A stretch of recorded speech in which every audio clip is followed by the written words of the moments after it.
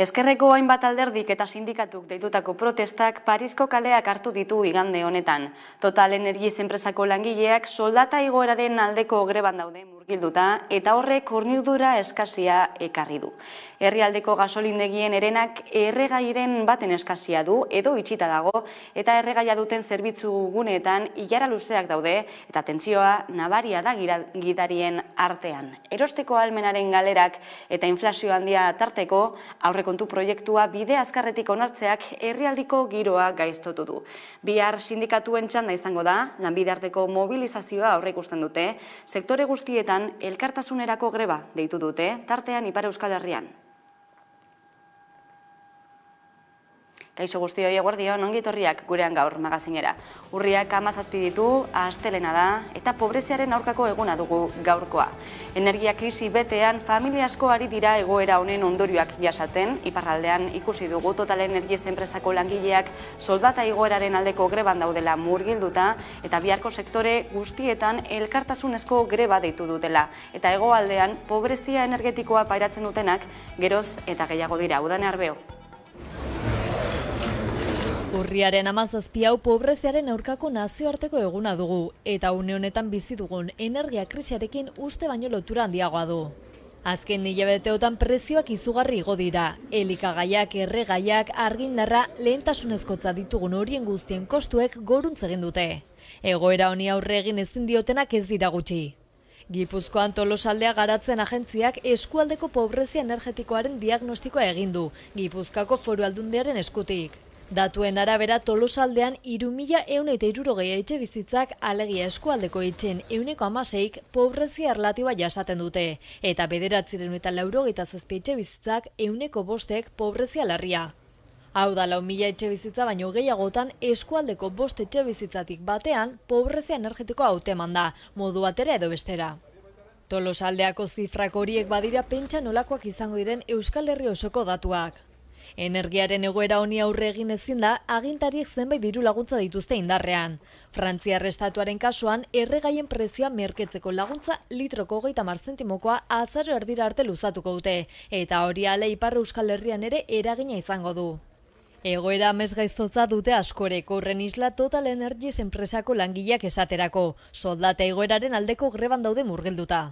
Totalek 10 miliar euro urtero irabazten du, eta diru hori banatzen du akziodunei gehien bat, ikerketan pixka bat, baina gero langileentzat ez dute dituzte dirusariak igoarazi nahi behar den bezala. Inflazioa goia jotzen elikagaiak eta argindarra geroz eta garestiago soldatak horren tamainan igo behar direla aldarrikatu du Dufauk. Beraz soldatak langile guztiei igoarazteko mugimendua sortu behar dela. Ildo horretan astearte honetarako sektore guztietan elkartasunerako greba deitu dute, tartean Ipar Euskal Herrian. CGT sindikatuko Peio Dufauk argi du borroka hori aurrekari izango dela inflazio altuaren aurrean langile soldata igotzeko. Energia krisiari irtenbidea emateko bidetako bat da autokontsumo energetikoa. Etxeetan panel fotovoltaikoak jartzeko aldez aurretik, udal lizentziarik lortu beharrik izan gabe, Eusko Legebiltzarrak lege aldatzea aztertuko du Euskal Herria Bilduk bultzatuta. Mikel Otero legebiltzarkideak adierazi duenez, ekimen honek panel fotovoltaikoak jarri dituzten pertsonei denbora aurrezteko aukera emango die, ez baita obra lizentziarik lortu beharko, udalari aldez aurretik egindako jakinarazpena nahikoa izango delako.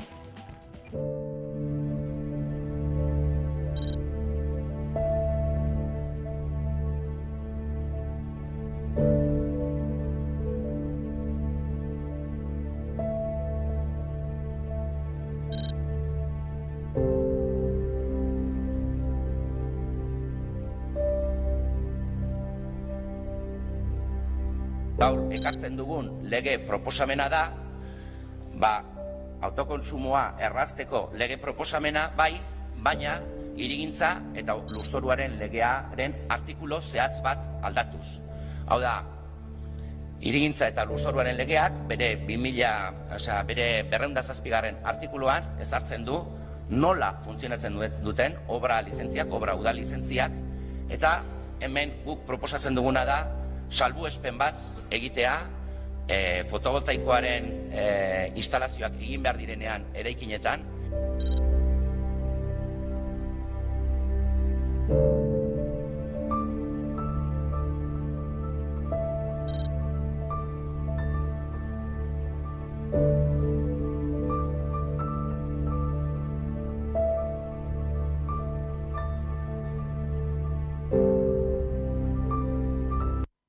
Horixe proposamena, eguzki plakak jartzeko udal obra baimenik behar izateak asko askartu dezakelako prozesu hori, eta hain zuzen ere, energia autokontsumoari buruz hitz egiteko Aitor Urrestia atzoko irakasle eta energia berriztagarrietan adituago gonbidatu dugu gurera. Eguerdi hon, Aitor? Eguerdi hon, bai. Bueno, zenolako onurak ekarriko lituzke edo ekartzen ditu energia autokontsumoak? Bueno, lehenik eta behin faktura energetikoan, bereziki elektrizitatean aurrezte garrantzitsua suposatzen du, zen une honetan autokontsumo bat jarri eskero, une honetan merkatu elektrikoak dauzkan prezioak kontutan hartuta, gure panel fotovoltaikoak sortzen duteneko energia asko zen merkeagoa izango da. Orduan hortze onura ekonomiko garrantzitsu bat sortzen da, baina haratago baita ere energia berriztagarriekiko bultzada bat suposatzen du, gero eta energia berriztagarri gehiago sortzen den heinean, erregai fosil gutxiago erreko dira eta beraz baita ere klima aldaketaren borroka honetan onura garrantzitsua sortzen dira eta baita ere burujabetza energetikoan aurrerapauso garrantzitsua suposatzen du. Desberdintasunik aldago dena den sortzen den energia hori nora bideratzen den energia autokontsumo individualetik edota kolektiboa izatetik? Bueno, bai, segun eta zelan egiten den konexioa, egia da desberdina izan daitekeela, ez? Banakako instalazioak bakoitzak bere etxebizitzetan jartzen ditunak, bere etxearen sare elektrikoan, barruan egiten ditu, eta autokontsumo partekatuetan, bai adibidez komunitateetan edo komunitate energetikoetan, kooperatibetan eta egiten dena, beste konexio puntu bat dago eta egiten dena nolabaiteko truke ekonomiko bat, ez? Fiskat desberdina da, baina egia da erabiltzailearentzat azkenean emaitza berdina dela, ez? Sortutako energia beraren fakturaren beherakada baten nolabait transformatzen da. Dena den, aipatu dugu, prozesua azkartzeko Eusko Legebiltzarra aztertzen ari dela, ez? Udal obra hori, eskaera hori egin behar izatea, baina zen bestelako oztopoak edo egon daitezke horrelako instalazioak egiterako orduan esaterako? Bueno, egia da, hau momentuz behintzat lege aldatzen ez den bitartean oztopa garrantzitsu bat izaten dela, zen atzerapen garrantzitsua suposatzen du 2-3 hilabeteko atzerapena bakarrik lizentzia hori lortzen, eta esan behar autonomia erkidego askotan eskatzen ez dela, eta beraz aurrera pauso garrantzitsu bat izan liteke geurean, baina haratago baita ere une honetan arazo gehiago daude, baita ere, instalazio egiten denetik, guk sortzen duguneko elektrizitatea konputatu arte, hortzen nolabait batzutan distribuidora elektrikoak baita ere oztopoa jartzen ditu, eta hainbat hilabete pasa daitezke gure fakturan ikusi arte dauzkaguneko aurrezteak, eta une honetan baita ere materialen krisiarekin eta atzerapenak egoten ari dira azken hilabeteetan, panel fotovoltaikoen eta inbertsoren eta beste elementu batzuen entregatze epearekin, atzerapen batzuk egon badaude une honetan, ez dakigu noiz arte iraungo duten, baina egia da horrek baita ere suposatzen duela, hainbat hilabete itxaroten egon behar izatea panelak heldu arte. Aipatu duzunaren ildotik eta egin behar den inbertsioa baita ere kontuan hartuta, dena den zuk gomendatuko zenuke energia autokontsumoaren bidea hartzea? Hau da, onurak handiagoak dira inbertsioa baino?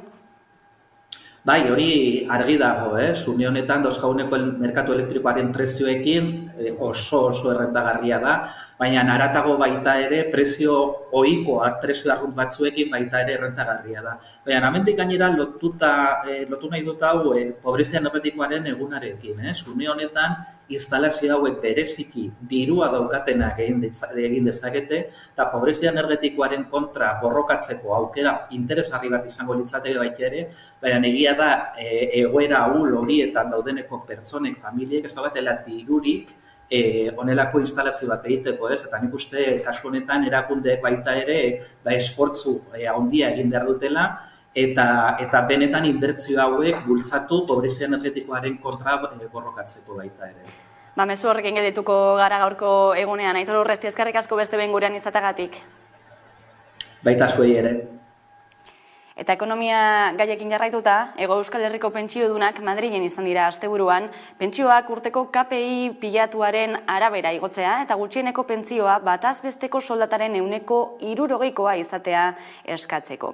Azaroan herrietara zabalduko duten mobilizazio orokor bateko lehenengo pausua izan da asteburuko hau, eta aipatutako aldarrikapenez gain, gizarte segurantzaren kontu ikuskaritza egitea nahi dute, eta pentsioen sistema publikoaren privatizazioa salatu dute. Gogorarazi dutenez, pentsiodunek 3% erosketa ahalmena galdu dute 2021ean eta galera bikoitza izaten ari da 2022an. Hala azaldu ditu aldarrikapenak Jon Fanok. Zehatz mehatz. Bueno, ikusita nola inflazio gora etengabean ari da, eguneratu behar dira pentsioak KPIren arabera. Azpimarratu behar da, hemen Hego Euskal Herrian, hain txikia izan da, 70.000 sinadura bildu ditugula. Grebari ekin diote Amazonen Traparango logistika zentroko langileek. Lab sindikatuaren arabera, Amazonek Trapagaranen duen logistika zentroko langileen 100% dira greba egiten. Gaur goizaldeak ekin diote laborduko protestari eta sindikatuen eskaera nagusiak 3 dira. Soldatak KPIaren arabera eguneratzea, asteburuetako lana mugatzea eta banatzaileei subrogazio eskubidea aitortzea.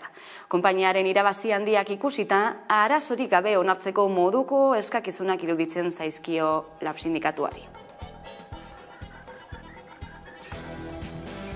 Eta Donostiako onkologikoa osoa eta monografikoa izan dadila eskatzeko, milaka lagunek egin dute bat minbiziaren espezialitatuko zentro honetako paziente, erabiltzaile eta langileek deitutako manifestazioan.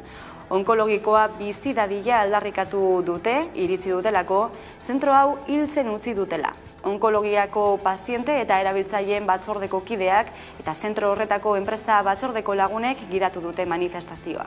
Donostialdeko osasun publikoaren aldeko plataformak ere han izan dira, baita Inurri elkartekoak ere. Euskal Herria Bilduren, Elkarrekin Podemosen eta Lab sindikatuaren babesa jaso du manifestazioak, besteak beste. Eta beste gai batzuei helduta, sua piztu da berriz ere Eskaba mendian. Antsoaingo herri zaharreko baselizan hasi da sua eta goizaldean kontrolpean hartu dute. Sandra Urra, zein da egoera orain? Urriko bigarren 15 hau temperatura epelekin hasi dugu eta Ezkabako mendia albiste izan da berriro izan ere, igande gauean sute txiki bat piztu da eta informazio iturri ofizialek aipatu dutenez, ez da baso sute bat izan baizik eta Antsoain zaharreko baselizak hartu zuen sua. Suitzaileak lanean egon dira gauean zehar eta gaur goizeko euriak lagundu egin du guztia itzatzeko.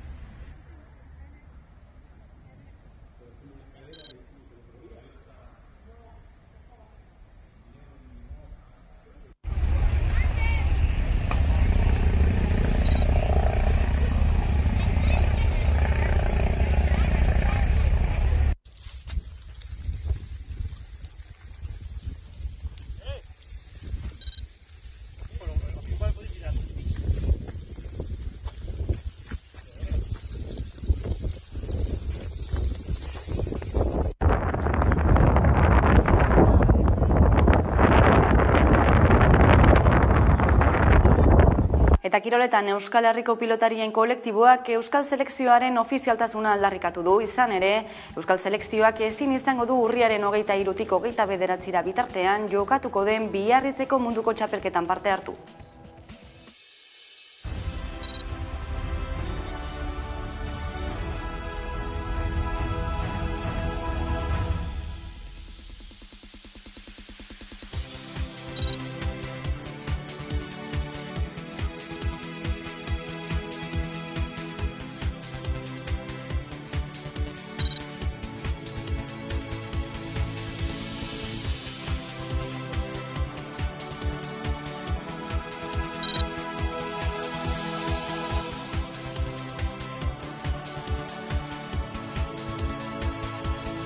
Ondorioz, Euskal Herriko instituzio eta eragilei honako eskaera hauek egiten dizkiegu.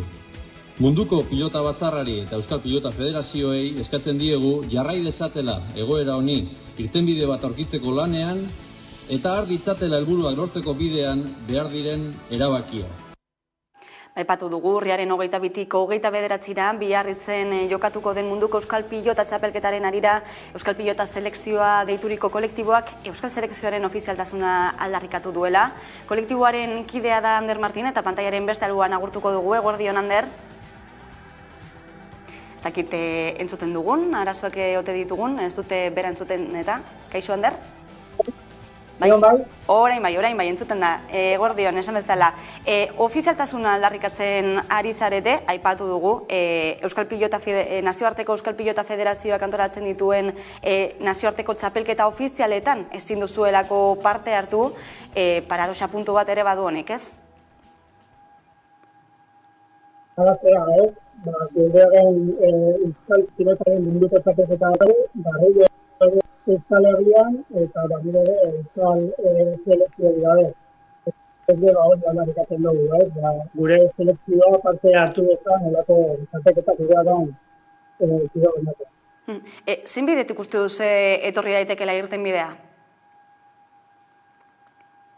Bueno, nik usteet Durangon abiapuntu jarri behar dela, ekitale nahiko potente izan zala, eta hor da, bueno, ondak bideak izan ditutan, bai alderdi politikoak gai hau mai gainean jarri behar dute, eta landu egin behar da, helburuak ikuntza, alderdi politikoak lan indartu lukete. Euskal Federazioak ere, bueno, jarri dezan, olako lana egiten Euskal Pilota Federazioak baina plan estrategiko bat egin beharko zan eta euren agendan ipini eta helburuak enbetetzen.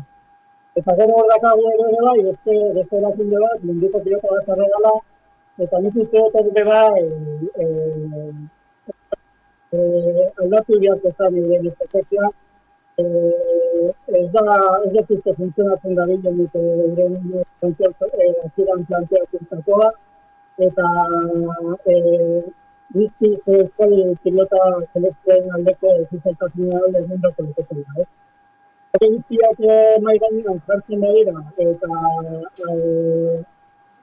azkenean helburu bakarraztu ezkero, inkustokera, pilotariak eta pilotatzaileak horren babesa emon beharko luketela eta gaur. Igual, Espainian diren txapelketak eta uko egin beharko lirateke, eta Espainia txapelketako selekzioei ez ez jarri beharko lirateke. Bueno, danak helburu bategaz eta denak auzo bardinak emetu. Horrekin lotuta, orain arte zen nolako babesak jaso dituzu,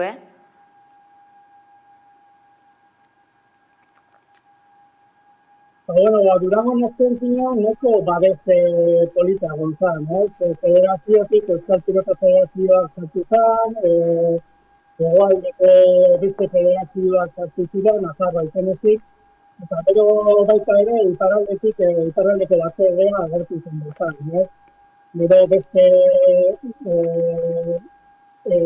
presidente horiak eta egon ziren, bai federazioetako presidente desberdinak, eta pilota munduko modalitate guztiko pilotariak egon ziren, pilota iloiak, gazteak, umeak, bueno, nik usteet, nahi genduana izan zen, batez aldarrikapean ezetea munduko pilotatik etortzea, ez beste leku batetik, eta hori lortu ninduen, eta orain da, batez orain monenik aurrera auzuak emoteko denbora da. Aipatu duzu hemendik aurrerakoa, nolako bidea horrek ikusten duzu, Nik orain arte igual esango nuke ez nabala, ez nabala ikusten, neko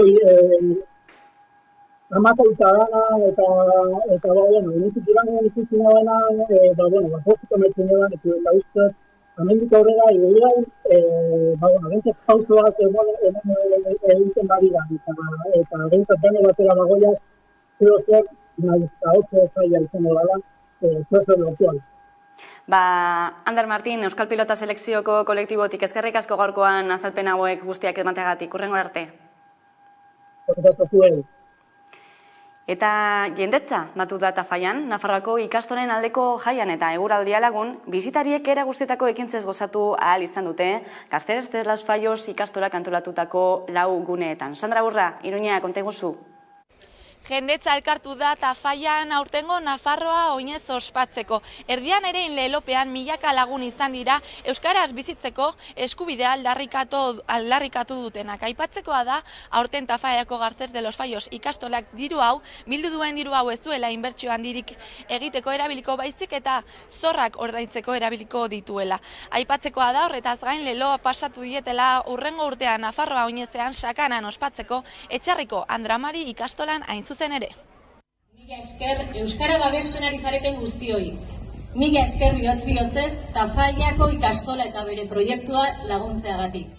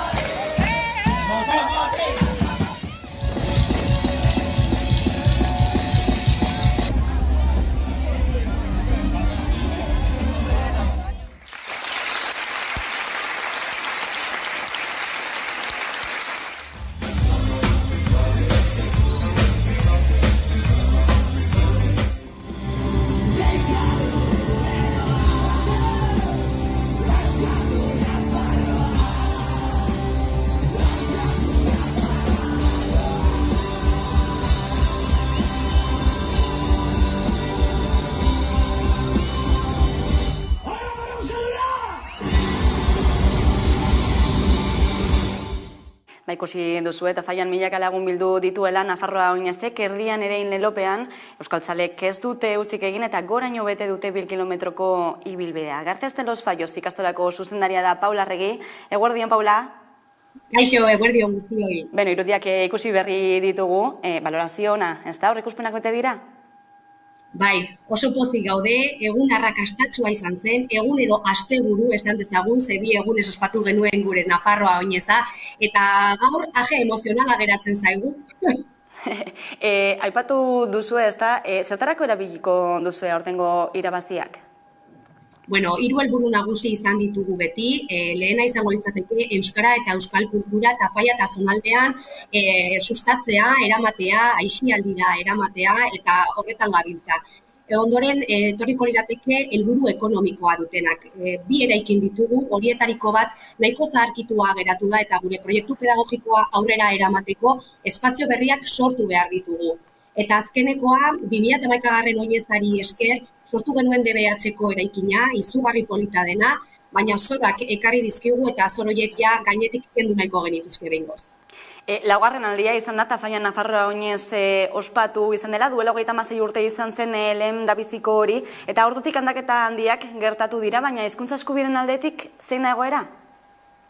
Bueno, egia da, oztopo desberdinak izan ditugula ikastola sortu zenetik, 52 urte daramatzagu lanean, oztopoak, burokratikoak, legalak izan dira, gaur egun bestelako batzuk dira, egia da, egoera oraindik ez dela nahiko genukena bezalakoa, aurre egin behar zaie garraioaren arazoei eta bestelako batzuei, eta tamalez beti ospatu behar ditugu horrelako festak esateko eta oio egiteko hemen gaudela euskal hezkuntza nahi dugula eta erraztasunak nahi ditugula.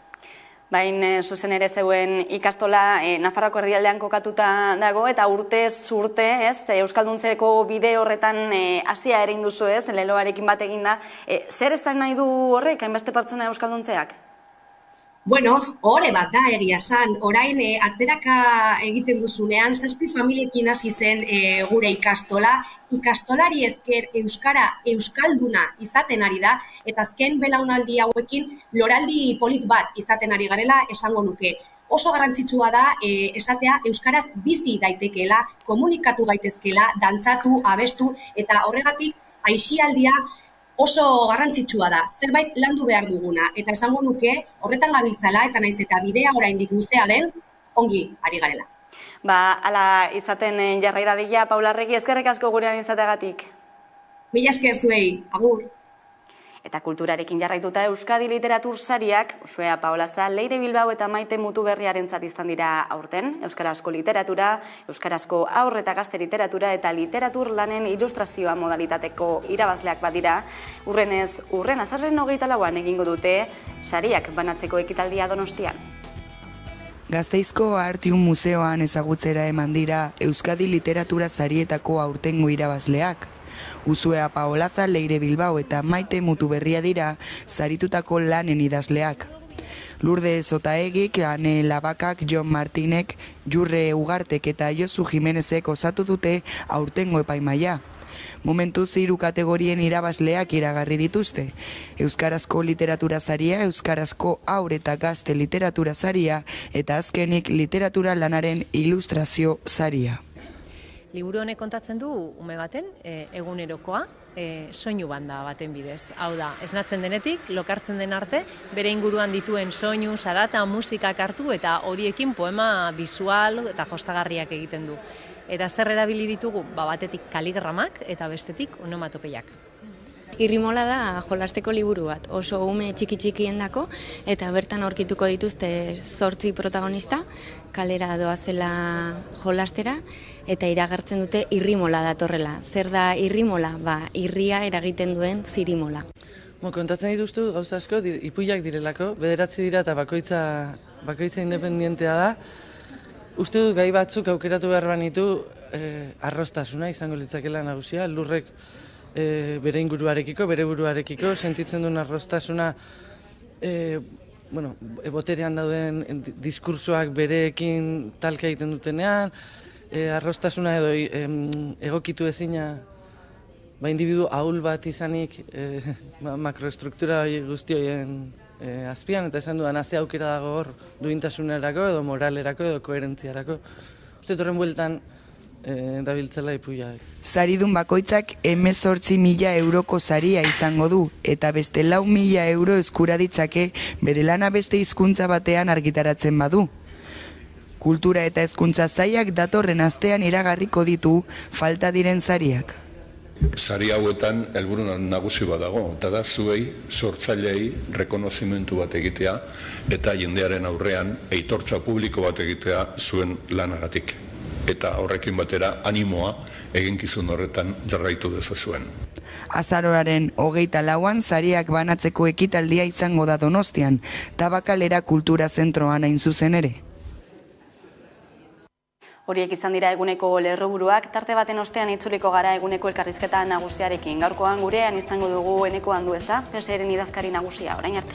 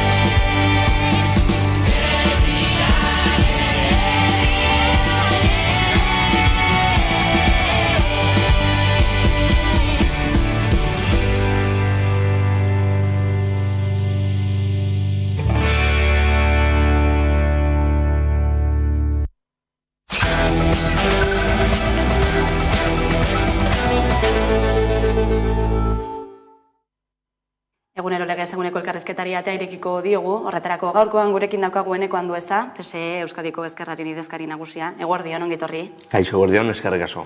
Bueno, bizi dugun egoera sozial eta ekonomikoari begira, nola aurreikusten dituzu aurtengo aurrekontuak? Gaurkoan Euskadi Irratian aipatu ditu Azpiazu sailburuak nabarmendu ditu batzuk.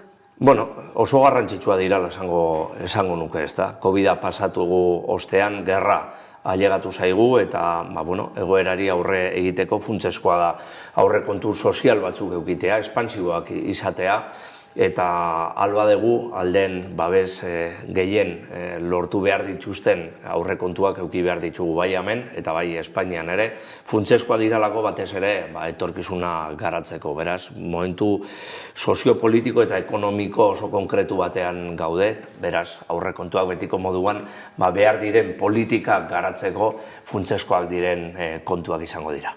Posible ikusten duzu aurtengoan ere Euskal Herria Bildurekin adostasun zabal batera iristea aurrekontuetan?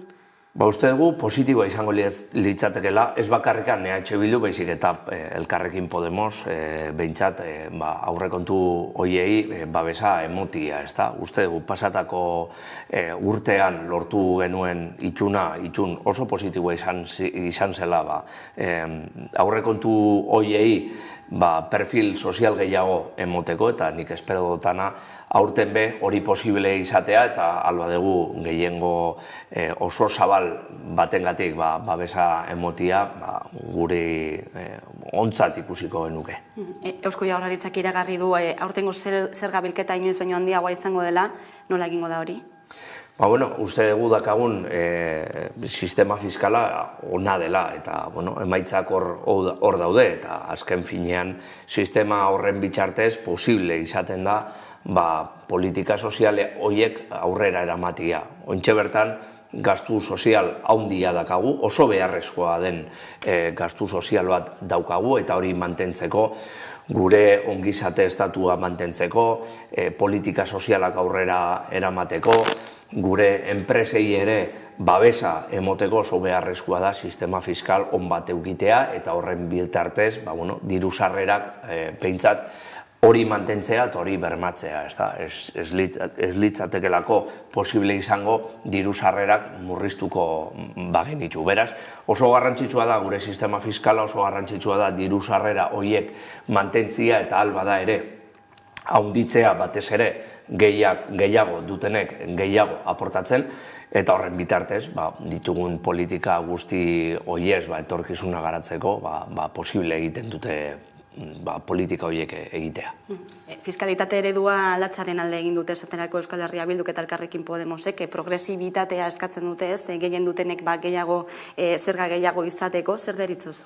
Guk premisa hori beti defendatu egin dugu eta gainera pasatako astian ere esan genuen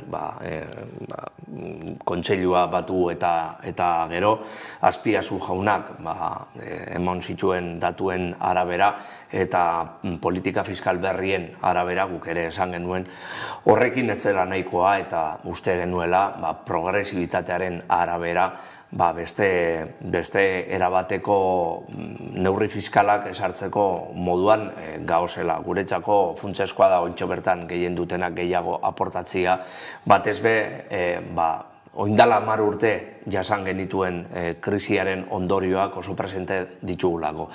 Eta hor, ezberdintasunak oso argiak ikusi genituen eta gure eredua guztiz kontrakoa da. Beraz, gehien behar dutenei babestu eta horren bitartez, politika fiskalak ere oso garrantzitsuak dira hori bermatzeko. Beraz, ondo ikusiko genuke, baita ere ondo ikusten dugu ontxe bertan esartzen ari gera eta urteetan esarri ditugun politika fiskalen neurrian hausnarketa bat egitea.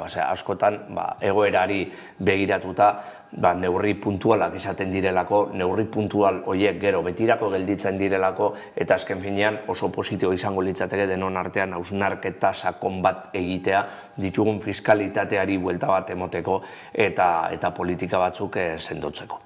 Dena den, Eusko Jaurlaritzak babestutako deflaktazio hori ez doa horren aurka?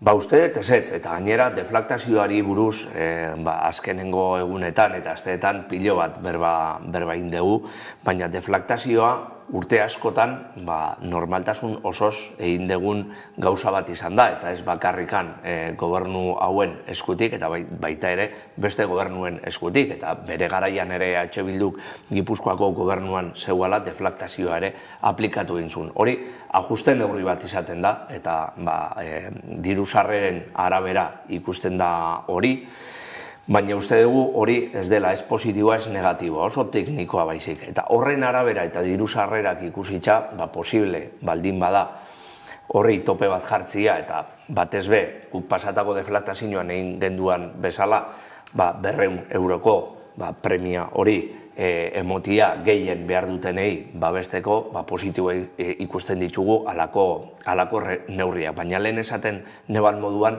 oso garrantzitsua dabe horren inguruan ere beste neurri fiskalak sartzia progresibitatean oinarritutako neurriak izan da. Madrilen esaterako horrelako zerga bat aplikatu dute, aberatzen gaineko zerga hori, baina Azpiazuk gaur bertan adierazi du ez dela zergak ez jaisteko, ez igotzeko momentua, konpartitzen duzu? Bueno, nik uste dut autonomia erkidego bakoitza bere egoeria dakala, bere izaera, bai, eta hemen gogoraztia dakagu, fiskalitatearen eskumena ere badaukagula eta politika fiskalak hemen erabakitzen ditugula. Beraz, horren arabera ere gure irizpideak baditugu eta gure neurri fiskalak ere baditugula. Beraz, nik uste dut oraintxe bertan dakagun fiskalitate on bat dela eta gainera, egoera honi neurria hartuta dakan fiskalitate bat dakagula esango nuke, baina horrek ez du esan nahi hemendik gitxira, hemendik urte bat edo pare bat urtetara fiskalitatearen inguruan hausnarketa sakon bat egin behar dugunik. Gure ustez hori beharrezkoa izango dela hemendik 2 urtetara, batez be ditugun neurriak konpantatzeko eta hausnarketa sakon hori egiteko. Ez da momentua orain beraz. Gure ustez hori aplikatzeko ez, Euskadin ere badaukagulako alako zergak implantatutak eta badakagulako beste neurri batzuk implantatutak eta gure ustez oraintxe bertan dakagun fiskalitatea ondo neurtuta dagoela esango nuke. Madrilen hartu duten zerga horren gaineko erabakiaren ondotik etorri da COE patronaleko presidentearen adierazpen hori, esanez, zerga ideologikoa direla, zer iruditzen zaizu? Karo, fiskalitate askotan ere ideologikoa da, neurri batzuk hartuta edo besteak, eta Andaluziako eredua ere badaukagu mai gainean, gehien dutenei zergak kendu eta gitxien dutenei, gero diru sarrer gitxiago eukita, hor penalizatzen zaie, zergatik, zerbitzu publikoak diru publikoarekin babestu egin behar ditugulako eta diru sarrera gitxiago baldin badakagu eta gehien dutenei alako premio bat emonda, uste dugu, zerbitzu publikoei kalte egiten diegulako. Hori ideologikoa da. Gurea ere ideologikoa da, logikoki, guk progresibitatea beti mai gainean jartzen dugulako eta uste dugulako gehien dutenek gehiago jarri behar dutela gitxien dutenei babesteko. Baina ez orain? Bai, orain ere egin dugu, bai 3 aldundietatik eta baita ere Eusko Jaurlaritzatik, lehen esan neban moduan, uste dugu oso neurtuta dakagula gure politika fiskala eta guk ez deguna egingo sekula, ez gehien dutenei fiskalitate gitxio edo presio gitxio esartu, guztiz kontrakoa horregatik lehen esaten eban moduan, guretzako deflaktazioa gauza tekniko bat da, hor tope bat ere badakagulako eta 200 euroko neurri hori ere badaukagulako eta horretaz aparte beste neurri fiskalak progresibitatean oinarritutak dagozen, beste neurri fiskalak sartzeko aukerian gauzela esaten dut. Diru sarrera bermatzeko errentaren erreformari buruz ere, zein balorazio egiten duzu? Uste gu itun ona lortu degula eta oso garrantzitsua zen orain dakagun egoerari begiratuta hori berriztea, itun hori berriztea eta hemen dakagun ongizate estatuari bultzada bat emotia. Guretako Elkarrekin Podemosekin lortu dugun ituna oso positiboa dela esango nuke, hala ere esatia dakat gehiengo osoa dakagun bi alderrizek oso argi geneukala zer norantza joan behar zen erreforma hau. Beraz, pozik, posible daukagun gero tramitazio parlamentarioaren barruan beste alderdi batzuek aportazio gehiago emotia eta aportazioen horren arabera gehiengo handiago bat lortzia. Egoera ekonomiko honen atzean ere aipatzekoa energia krisia. Uste duzu energiaren gaineko herri itun baten aukera zabaldu dela, Statkraft konpainia tarteko Euskal Herria Bilduk izan duen jarrerarekin? Baietz esango nuke eta oso positiboa dela ere esango nuke, ezta? Garaia zuan, kontutan eduki behar dugu hemen Euskadin bakarrikan kontsumitzen dugun 17% eragiten deula, eta hori ezinezkoa da. Oso hor jasangarritasunaren inguruan uste dugu energia berriztagarrien inpultsoa oso beharrezkoa dela eta bereziki Euskadin autosufizientzi gehiago eduki behar degula eta horretarako azpiegiturak behar ditugu gai honen inguruan eta ezinbestekoa da itun hori lortzia denok bide berian boga egiteko, eta uste dut momentu honian gauzela. Momentu konkretu hau ere balio izan gaitu agian itun zabal horretara joateko eta beraz nik oso positiboki baloratzen dut eta ongi etorria ematen diet oraintxe bertan hor gauzen guztioi. Hezkuntza alorrean lortu den itun zabal hori, uste duzu kolokan egon daitekeela, Elkarrekin Podemosek kritikak egin dituelako eta berriro? Espero dut ezetz, Podemosekoi ikusten diet askozbek eskatuta dagoela argazkixen inguruan, legien inguruan baino, eta uste dut lortu genituan ituna oso positiboa zela, oso zabala zela, ikasleak erdigunean jartzen zituen itun bazela eta eskola publikoa ere erdigunean jartzen zuen itun bazela. Beraz, ez dut ikusten ointxe bertan inungo arazorik itun hortan segitzeko. Logikoki, ongo momentua esposizio publikoa maituta, eragile sozialak beren ekarpenak egiteko momentua ailegatu dela, ekarpen hoien inguruan hausnarketa egingo dela eta horren inguruan ere tramitazio parlamentarioa ere ondino aurretik handakagu. Beraz, ibilbide isa osoa dakagu aurretik, beraz, lehenengo momentutik itun hortatik urtetzea akatzizugarri bezala ikusiko nuke. Eragile sozialek ere kritikatu dute lege hau, batez ere Euskararen aldetik esaten dutelako zehaztasun falta dagoela, konpartitzen duzu? Kezka hori? Nik uste ezetz, eta euskara ezileik arazo bihurtu, ez gai hontan eta ez inungo gaietan. Dakagun erronkarik nagusia ez da euskara gehiago jakitea erabiltzea baizik. Eta hor bai kezka izugarria dakagula Euskal Sozialistak geroz eta gitxiago erabiltzen delako. Logikoki erabiltzeko funtseskoa da jakitea, hori logikoa da, zentzuzkoa da, baina uste dut oingo ereduan eta oin dakagun lege proiektu hortan hori bermatzen da. Baina kontutan eduki behar dugu baita ere globalizazio mundu batetan eta lan munduari begiratuta ere oso garrantzitsua da beste hizkuntza batzuk jakitea eta jakitura hori ona izatea. Beraz, uste ekilibrio ere hori bermatuta dagoela, bai euskara jakitea eta bai ere beste hizkuntza batzuk jakitea. Beraz, uste erronka nagusia dinoan moduan ez da bakarrikan jakitea baizik erabiltza baizik. Herri itunez ari garela, Radio Euskadik bildu du legeen 170 baino gehiago oposizioko taldeen babesarekin eraman direla aurrera azken urteetan, EAJak eta PSek legegintzaldi honetan zuzen ere, zein irakurketa egiten duzu horretaz?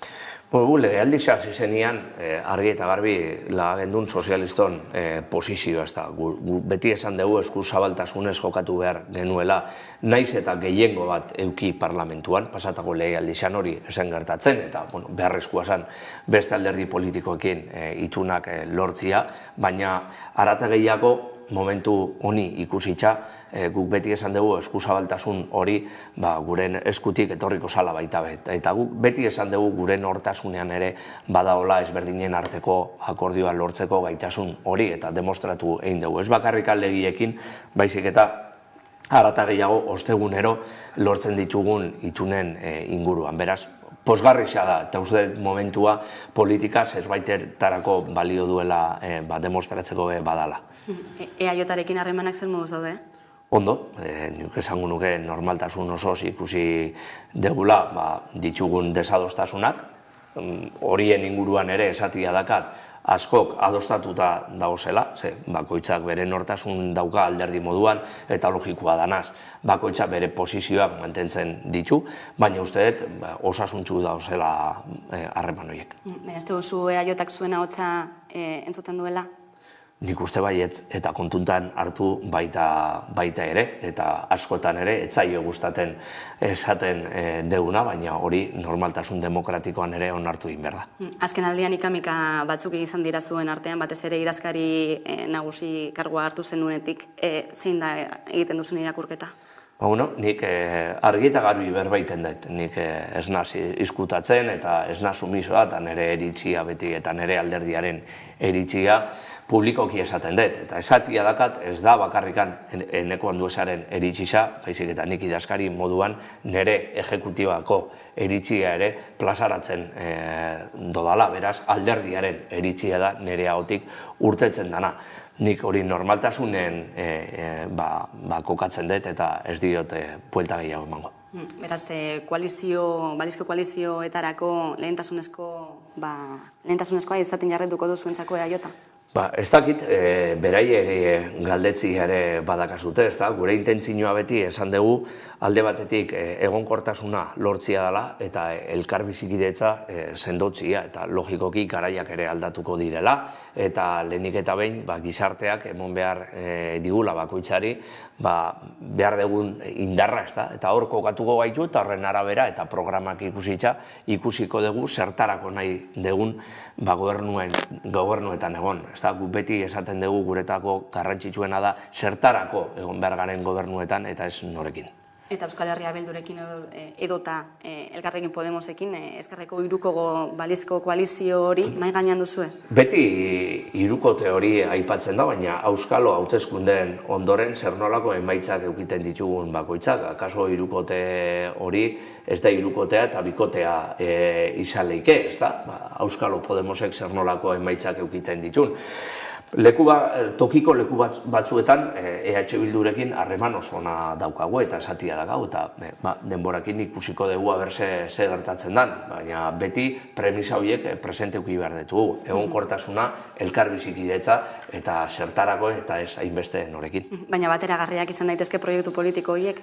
Ikustia dakau, aber ze programakin aurkezten geran bakoitzak eta gero ikustia dakagu, gero-gerokoak, baina lehengo eta importantiena da jendia boskatzi eta horren arabera ikustia dakau, zer nolako etorkizuna dakau hemen Euskadin. Madrilera begira ere Feijóok EAJari eskua luzatu dio, uste duzu nola baiteko EAJak PP-ren gobernu bat sostengatzea posible ikusten duzu Madrilen? Bueno, claro, posible ikusten dut. Ezen izango lehenengo aldia eta iraganean ere ikusi dugu babes hori. Beraiek ikustia dakati zeinekin joaten diran eta zeinik emoten dioten babesa, ez da? Gogoraztia dakagu mozio zentzuran ere zer nolako jarrera euki zuten, azkenengo momentura arte ez zuten bere boska erabaki eta apurtxo bat obligatuta joan ziran, ez dakit zer nolako etorkizun aukiko duen harreman hori, baina harreman hori beti hor egongo da, gukarri eta garbi daukagu, zein den gure eredua, zertarako balio duen gure eredua eta Alderdi Popularraren eredua, zer nolakoa den eta zertarako balio duen, eta uste dugu gure eredua eta gure politikak oso onuragarriak izan direla Euskaldun asko eta askoretako, ez da? Beraz, beraiek ikusiko dute zeinekin joaten diren. Eusko Jaurlaritzak eginiko soziometroaren arabera ere EAJak 3 diputazio eta hiriburuetan irabaziko luke, Gasteiz kolokan egon daiteke, hortxe ikusteko dago oraindik ere nor izango den EAJaren hautagaia, horrek baldintzatuko du guztia?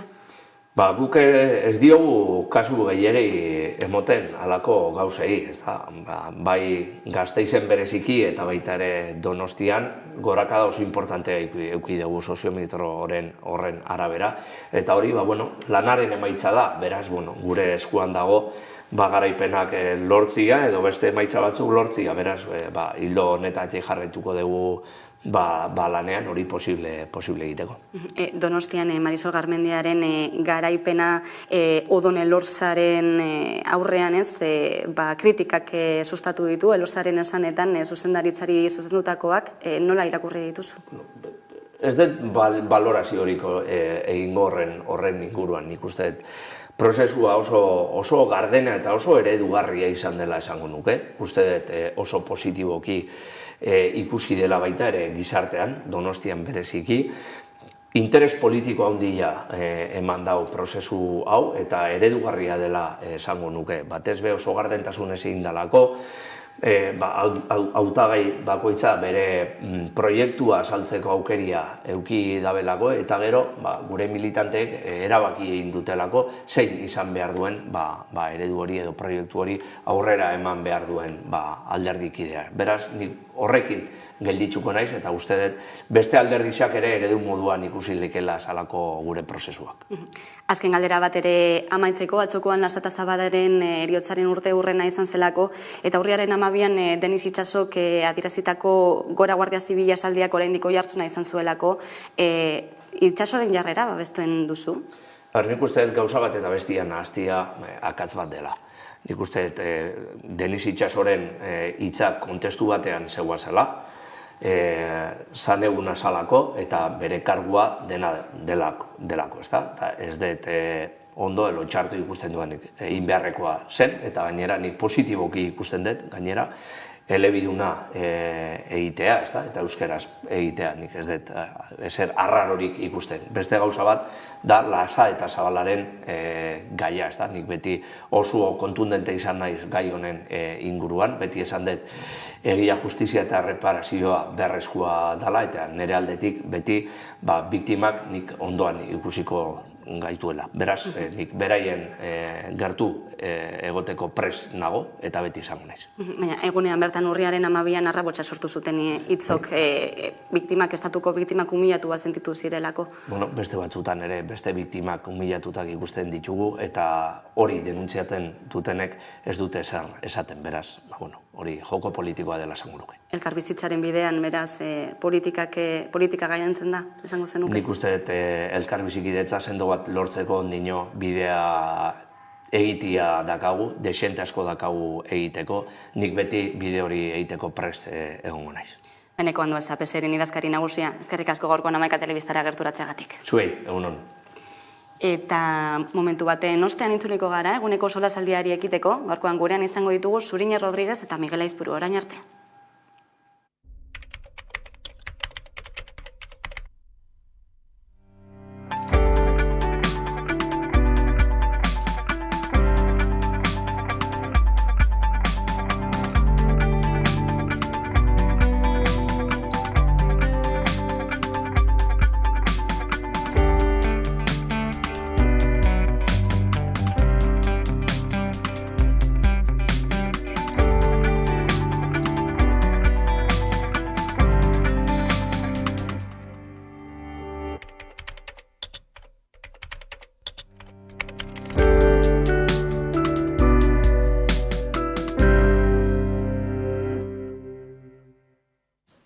Jauzi digitalari esker, telebista guztietan ikus daiteke aurrerantzean Amaika Telebista.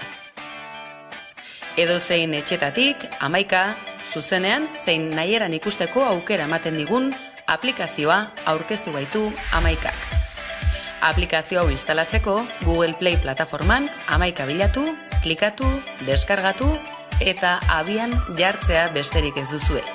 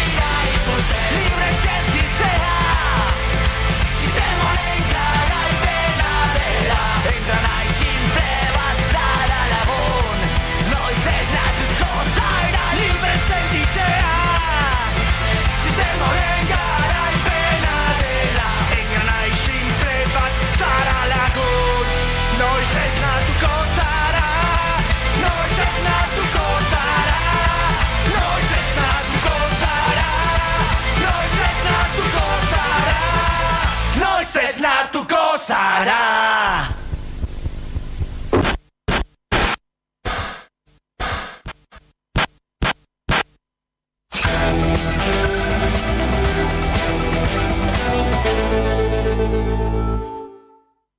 Egunero legez, eguneko elkarrizketari barkatu, eguneko solasaldiari eta irekiko diogu horretarako gaurko solaskideak, alde batetik Zuriño Rodríguez, eguerdion, eta Miguel Aizpuru, ongitorri.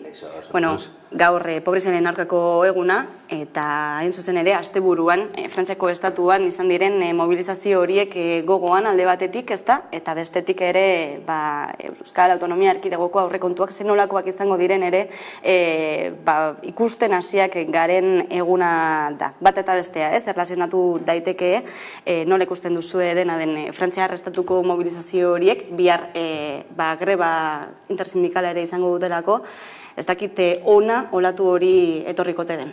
Bueno, bai, nik uste dut momentua dela, ez da, protesta egiteko, jasan ezina da gertatzen ari dena inflazioarekin, presioarekin, eta bizitza kosten garestitzearekin.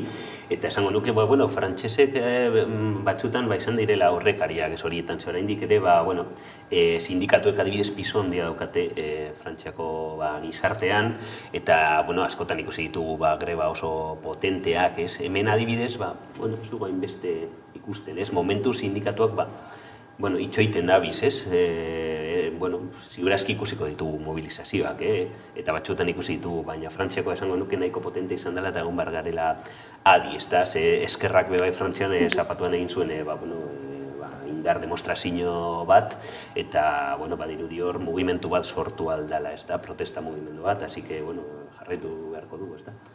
Bai, Esmelentxonek hor nik uste birika erakutzi nahi zuela, eta gira da, Miguelek esaten duna, ez azkenean Frantziaren indar mobilizatzaile hori oso handia da, beste aldetik ere polarizazio handia dago, ere Frantzian beste aldetik eta ultraeskuinarra aldetik. Nik zalantza dituz, puntura arte hori Espainiara etorri daiteken, egia da Euskal Herrian igual bai muskulo gehiago, musku sindikal gehiago dagoela, eta nik uste ere aurrekontuen horren bueltan eta nola formatzen diren aurrekontuak eta zenolako gatazka laboralak egoten diren urrengo hilabetetan klabeak ere izango dira ikusteko ze puntura arte hemen greba batzuk abiatzen diren, ez. Arrazoiak? Badaude, zen bizitza berez askoz zailagoa dago, inflazioa izugarritzuko da, presioak aurrera doaztek eta soldata ez dira igotzen, beraz, jendea oroar nekatuta somatzen dut nimentzat. Bai, lan gatazketako bat Frantziar estatuan da, Total Energiz findegiena, eta hain zuzen ere mobilizazio hauek bultzatu duen oinarritako bat da, gainera greba eskubidea urratu izan zaiela ere aipatu egin dutelako, baina egia da ez, egoera horrek sortu duela nolabaiteko tentsioa gasolindegietan gasolina falta delako eta tentsioa kezka ere aregotu egin delako, Miguel. Claro, eta horrelakoak ikusiko ditugu gehiago, ez? Azkenian hau lotzen da, lan gatazka hau lotzen da energiaren krisiarekin, Ukrainian gertatzen ari denarekin, eta gatazka hauek energia enpresetan ikusiko ditugu, eta nik ez nuke, esango ez dugula ikusiko krisi energetiko potolo bat, ez da, igual gasolindegiak itxita, edo eta erregai enpresiak berriro oso garesti, egoera nahiko kolokan dabil, ez da, eta hori, zuk esan duzunari buruz urinen nik esango nuke, hori da, Espainiar estatuan igual ez ditugula momentuz ikusiko horrelako mobilizazioak, ze hemen gobernu progresistako matxoen artean dago, ez da, orduan dinot Madrilen. Orduan komisiones eta UGTek momentuz oso tranquil, oso lasai daude, ez da, zeren ez dute nahi gobernua horren kontra egin. Baina, urrengo urtean hauteskunde orokorrak dauz. Eta eskuinak iristen bada poterera, nik esango nuke mobilizazio sindikal oso potola ikusiko dugula ere estatuan eta bartez ere Euskal Herrian, hemen beste gehiengo sindikal bat daukagu, ez da. eta esango nuke gehiengo sindikal, Euskal Herriko gehiengo sindikalak, askoz mobilizatuaga egongo dela eta dagoela. Bai, de hecho, pasaen aurrekontuekin hemenean, elak adibidez oso kritiko agertzen, labek pixkat gutxiago, baina ere oso kritiko. Ez bakarrik Eusko Jaurlaritzakin, baizik eta EH Bildurekin ere. EH Bildu eta Nafarroarekin ere. Orduan nik uste dut gauza bera gerta daitekeela hauteskunde honetan, hezkuntza legea ere dator, ere Estelak oso kritiko izan da. Orduan, ni bai uste dut hemen Euskal Herrian gerta daitekeela mobilizazio bat, egia da ere Euskal Herrian ere hauteskunde municipalak ditugula, eta hori ere baldintzatu dezakela mobilizazioa, eta nik uste hemen klabea izango dela enpresa handien egoera zein diren, zer gertatzen da Mercedes bezalako lantokitan, eta ere egonen omen dan beste krisialdi bat, edo beste lan gatazka bat hori sostengatzeko.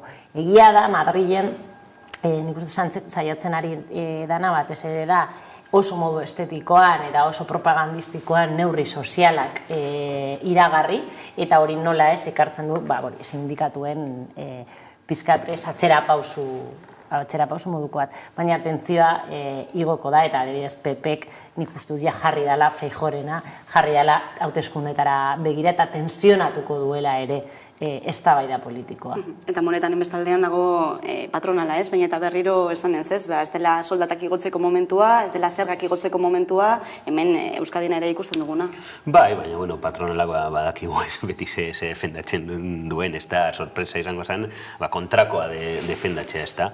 Egia da, momenturen puntual batxutan, soldataren igoerak bai paktatu dituztela Espainiako gobernuarekin, baina orain beste dinamika batean da, eta ikusi genuen ez, lan erreformarekin, edo azkeneko soldata minimoaren igoerarekin, patronal oso radikal bat daukagu estatu honetan, eta sorpresaren bat izango zen hortik mugitzea patronalak ez da, baina patronalen jokaera bai oso arriskutsoa da, gizarte kohesiorako hori oso argi dago, batez ere krisi garai. Klabea da gobernuak, kasu honetan EAJak EAen eta Espainian PSek eta batez ere Yolanda Díez zenolako mugak ere ipintzen dizkion patronalari, patronalaren jarrera estrategia ez da aldatu, baina ez da estrategia ona jakinda ze egoera soziala daukagun, orduan ezin dana da bere diskurtsoa auspotzea, orduan nik uste ere klabea izango dela, eta nik usi dugu adibidez Yolanda Díez nahiko kritika patronalarekin, ez da gitze puntura arte hemen gauza bere ikusiko dugu Mendiarekin, ez? Aurrekontuak aipatu dituzue, oraindik ere zehazteke nolakoak izango diren eta negoziaketak hasteko ere oraindik gelditzen den arren gaurkoan Pedro Azpiazu Ogasun Sailburuak adierazi du, ez? Ezberdintasun sozialei aurre egitera bideratutako aurrekontuak izango direla, eta era berean aipatu du ez dela zergak jaisteko momentua, ez da igotzekoak ere. Ez dakit nola uztartu daitezkeen bi gauza horiek, zein kutsu hartzen diozu, Miguel? Egia da aurrekontuak azken urteetan espansiboak izan direla eta gastu soziala indartu dela Eusko Jaurlaritzatik, baina nik uste ezin dugula beti zorretara, merkatuetara begira jarri, eta erreforma fiskal bat beharrezkoa izango dela, zeren eta datorren krisia oso potoloa da eta egoera oso txarra, eta uste dute redistribuzio bat egitea beharrezkoa izango dela Euskal Autonomia Erkidegoan eta Espainiar Estatuan ere, eta aurrekontui buruz, egia da, pizka bat goiz dela jakiteko nondik jongo diren, baina, bide sozial hori jarraituko dute ni ziur nago, baina nire zalantxe da, ea posible izango da aurten akordioren bat oposizioko talde batekin, birekin, ez da, iaz bai posible izan zen, EH Bilduk abstentzioa eman zuen, eta, pakto egin zuen, enmienda asko sartu zituen, baina aurten, goratu behar dugu, hauteskundea dozela, ez da, urrengo udaberrian, eta horrek igual markatzen du, eskondizionatzen du dana eta akordio hori ikustea, igual zailago izango da. Nagia da, nik ere uste oso zaila dikela akordio hori lortzea, baina liberan ez du behar. Absolutua duen enean ez du behar, ez? Ikusi beharko ditugu zen olako aurrekontuak ekartzen dituen, baina egia da, hartzen badugu adibidez Urkulluk bere momentuan eman zuen itxartzea, ez? Politika orokorreko bilkulan, hainbat gauza esan zituen, aurrekontuetan ikusi beharko genituzkenak, adibidez hori da Osakidetzaren indartzea. Hemen, holan, titular modun esaten badezu, Osakidetza indartu behar da, oso polita geratzen da, eta nahiko ados egongo ginateke nik uste guztiek gauza da nola egiten duen hori aurrekontuen bitartez, ezuk indartu dezakezu Osakidetza, adibidez, langile publiko gehiago jartzen, ope baten bitartez, edo zu indartu dezakezu Osakidetza privatizazio batekin, eta, ez dakit, zerbitzu gehiago privatizatu, hobeto eman, baina hori erakusten dizu espansibo baino neoliberalak direla, eta hori da ikusi behar duguna, zu hezkuntzan gehitu dezakezu, edo gizarte alorrean igo dezakezu partida, baina partida hori eman aldiozu kontsultora batzuei, orduan, bai, handitzen duzu, baina sakontzen duzu eredu privatizatzailean, eta azken boladan ikusi dute EAJak horren apostua egin duela, orduan ikusi beharko dugu zer egiten du. Bai, deflaktazioaren neurriak ere zer esana eman du, progresiboa ez delako, eta badirudielako inaldi batean, ez dirudiela bat egiten duenik, diskurtsoarekin. Bai, nahiko polemiko izan da gaia, egia da, zuk ikusten duzu iragarri den deflaktazioa, eta klase langile eta ertzaintzako, pizka bat aurreztuko dute, baina egia da, hobeto geldituko zaiela, errenta handien txat, ezta. Nik uste dute ez dela momentua deflaktazio asko egiteko, eta esango nuke hori behar dena da reforma fiskal serio bat, ezta, ze modelua, eredua ikusten ari gara eta ikusiko dugu gehiago etorkizunean, ez dela jasangarria, ezta, eta, jende asko oso egoera latxan dagoela, eta, ez dakit, kontsumo, presioak eta bizitzaren kostea edo gerota handiagoa da, eta ez dugu ikusten adibidez soldata basuetan eta errenta basuetan inolako igoerarik, ez orduan hor eskutu sozial bat egin behar da, landu behar da eta indartu behar da, eta horretarako zergak ikutu behar dira, noski. Uste duzu, momentu hori helduko dela, pizkanaka Europatik heltzen ari diren neurriekin ere ikusten dugu, nola baiteko politika neoliberal horiek atzean usten ari direla, gauza batetik edo besteagatik bada ere kolokan gelditzen ari direla, hartzen ari diren neurri batzuen aurrean. Bai, egia da hemen, nik uste bai egiten ari direla hainbat neurri konjunturalak, egoera oso zaila dalako, eta zuk ezin dezuna da pobreziaren poltsa horiek haunditu zen, hori egiten badezu apurketa sozial bat egon daiteke, eta izugarrizko polarizazio bat, orduan nik bai uste dut hori ekiditzen ari direla, bai Europatik, bai Espainetik, eta bai Euskal Herritik, baina hori ez du ezan nahi biraje hori neoliberal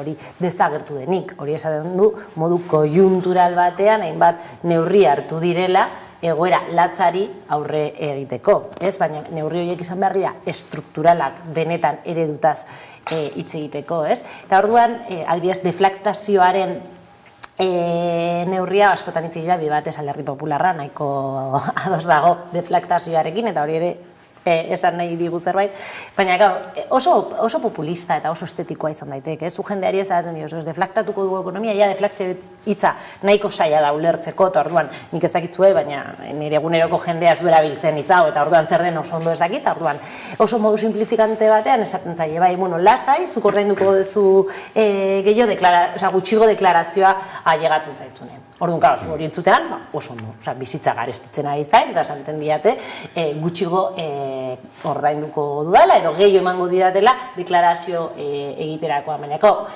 Horren beste aurpegia ez dugu azaltzen, eta da, zu deflaktatzen dezu ekonomia, baina orduan zuk orain arte hartzen zenitun impuestu askotazko ez dituzu hartzen, eta orduan diru horrekin ze, faltan diru horrekin ze. Eta faltaren diru horrekin, ezin da adibidez egin, ospitalak, ezin da inbertitu hezkuntzan, edo ezin da inbertitu garraio publikoan. Orduan nik uste, bi aurpegi haue bai azaldu behar direla. Ekonomia deflaktatzen dugunean ez du esan nahi. Leku batetik etzen badezu dirua, bestetik utzi, beste batean diru hori ez dago, eta zuk egin dezakezu jende guztiengan, edo adibidez kendu aldiezu aberatzei, eta beste hori eman, baina deflaktatzea da aberatzei kentzea beste hori ematerako. Deflaktatzea da guztioi berdin zaitzen bat kobratzen duzu, pitxin bat kentzea, eta denontzako onura dakan guzti horri, inongo kasurik ez egitea, ez? Orduan bada neurri neoliberal bat ere.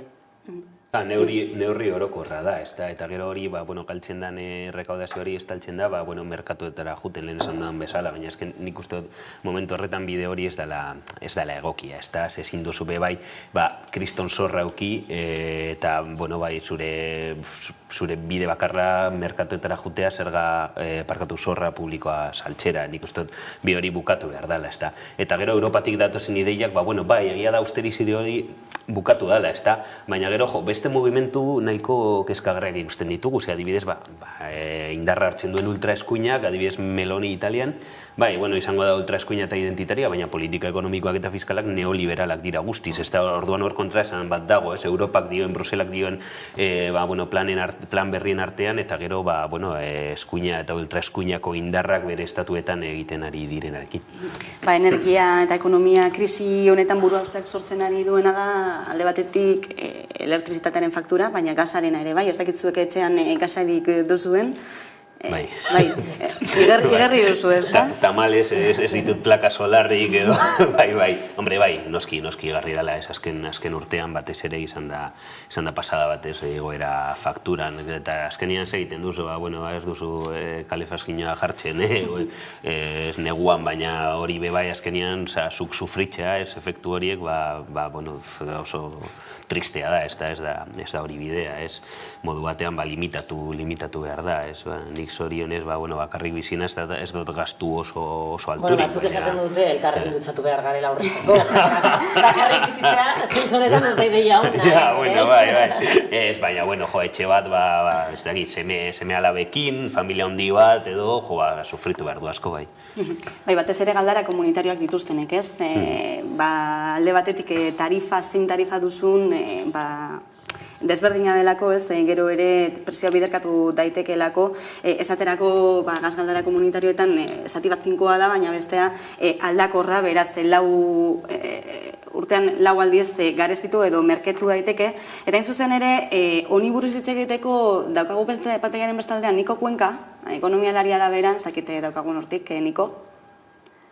Oraindik ez da heldu, ez, baina jarraituko dugu aurrera eta aurrerago azalduko digu, ez nolako tarifa den hobea hain zuzen ere horrelakoei aurre egiteko. Izan ere, badelako, ez, kezka nagusitako batez ere, ikusita zenolako negua etor daitekeen. Egia da, nik uste eztabaida dela pixkat bera, neurri estrukturalak eta neurri konjunturalak. Egia da gazarekin dakagun dependentzia izugarrizkoa dela, eta orduan ereduari buelta eman behar diogula. Ez bakarrikan Ukrainiako gerra etorri dalako, eta orduan mai gainean jarri digulako gazarekin dagoen dependentzia eta gazarekin dagoen arazoa, oroar gazarekin eta arge fosilarekin dagoen limitatzaileak dira, eta orduan energi berriztagarrien inguruko apostua bat egin behar da, hori da strukturala, baina, beste gauza bada, urtarrian zer? Urtarria dator, gure etxean gaza daukegu, oraindik ez gara kapazak edukitzeko etxe guztietan plaka solarrak edo delakoak, bide bat diru asko kostatu dulako, horrelako instalazio bat egiteko, baina badatoz negua eta hotza pasatu beharko dugu, edo izugarrizko faktura ordaindu, ez? Orduan zentzu horretan ere, instituzioek zenolako diru laguntzak eta zenolako subentziak ematen dituzten ere klabea izango da, ez? Euskadiko aurrekontuetan ikusiko dugu adibidez, honen inguruan zer ekartzen duen, zerbait dagoen edo ez dagoen, edo ordenantza fiskaletan ere, udaletan horrelakoak ere incentiboak egongo diren, bonifikazioak egongo diren edo ez ikusi daiteke, bada holan, ezuk esaten zenun ni bakarrik bizi naiz, baina nire bakarrik bizi naiz, baina telelana egiten dut, eta zure lan bulegoa den horretan hotza pasatzea, ez dago ondo, ez dago ondo. Eta gertatzen ari da leku askotan, eta gauza bat da, eta nik bai uste dut, kostiente izan behar garela, eta pedagogia egin behar da zentzurretan, eta da, urtarrian zuketzean, ez egon behar montxean, eta jertxe bat jarri behar dut, eta orduan ohitura aldaketa batzuk egon behar dira, ez? Baina, karo, beste gauza bada, 7 jertzeekin egotea, ez dakitzu, baina nik nire logelan ipintzen dut nordikoa, manta, beste manta, gauzak, eta, kau, ez, gauza bat eta bestearen arteko ekilibrio bat, eta horreka bat bai lortu behar da, ez? Eta hortako, diru laguntzak behar diaz, 400 euroko faktura ordaindu behar badezu, etxe askotan ezin dugu horrelako faktura bat. Horren ezinezkoa da, ez?